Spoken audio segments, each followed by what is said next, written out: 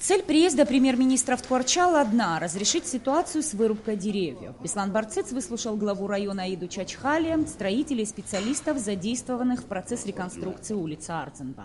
Сегодняшний визит исключительно был связан с этой ситуацией, которая сложилась, с теми информационными всевозможными моментами, вопросами, связанными с этой улицей, с благоустройством ее.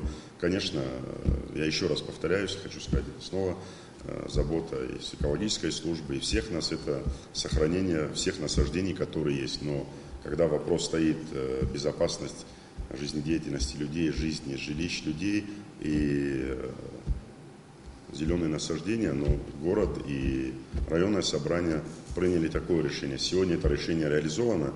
Теперь я предлагаю всем, кто занимался прямо или косвенно этой темой, не нагнетать страсти, прийти к тому, что благоустроить эту территорию и вновь осуществить там насаждения по рекомендации нашей экологической службы, как мы с вами и договаривались. Зеленые насаждения будут восстановлены. Вот только какие именно деревья здесь появятся, пока говорить рано. Беслан Барцец поручил главе района во взаимодействии с экологической службой выбрать вид растений, высадить их сразу же по завершении строительных работ.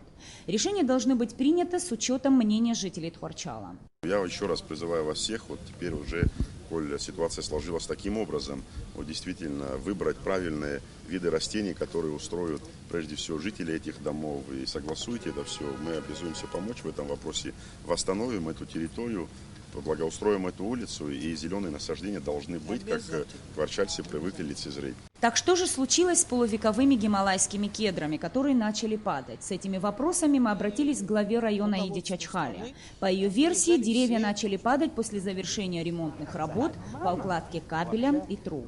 Да, естественно, я не отрицаю, что повредили корневую систему, ибо сделать это по-другому было невозможно. После того, как были проведены работы по реконструкции этой улицы, естественно, мы с самого начала зато и просили экологов, чтобы нам дали разрешение. Мы, зная заблаговременно, что невозможно, не повредив корневую систему, которая фактически полностью была на поверхности, выполнить какие-либо работы было невозможно. Все разговоры о предстоящей вырубке гималайского кедра, но уже на другой тхуарчалской улочке, Аида Чачхали отвергла. Она уверена, это провокация, цель которой – создать напряжение. Я не знаю, почему из этого сделали такой ажиотаж. Мы не вырубаем лес.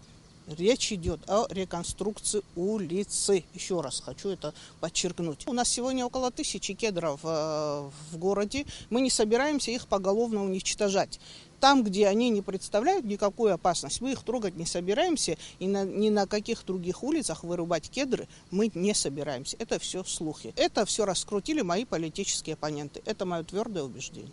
Сейчас улица Ардзинба представляет собой зрелище с элементами разрухи и запустения. Корни гималайских кедров, принесших жителям так много бед, кабели, бетонные плиты – здесь все перемешалось. Буквально на днях специалисты приступают к удалению корневой системы. Ну а далее все работы будут проводиться по плану. Что касается кедров, вся древесина складирована на территории фирмы «Патриот», которая занималась вырубкой деревьев. Согласно договору между администрацией района и компанией, все расходы по вырубке, вывозу ценной древесины ООО «Патриот» взял на себя. Взамен администрация получит 15 кубометров готовых досок на нужды Тхуарчала. Пока мы посчитаем дебет, кредит, расходы, приход, если какие-нибудь, конечно, здесь расходы не больше, чем доходов, но мы еще планируем, у нас есть инвалиды войны, человек 10 уже обратились. Мы по силе возможности им поможем от себя. Пока лес лежит, что будем делать с ними? Планируем кое-что, сейчас не точно. В Тхуарчале множество улиц, на которых гималайский кедр растет уже более полувека. Аллеи этого роскошного дерева практически повсюду. Власти района обещают сделать улицу Ардзинба одной из лучших не только в городе, но и в стране. А главное – вернуть красивое насаждение. Вот только кедр сюда уже больше не вернется. Нисфарш Басаид Агухава, Абхазское телевидение.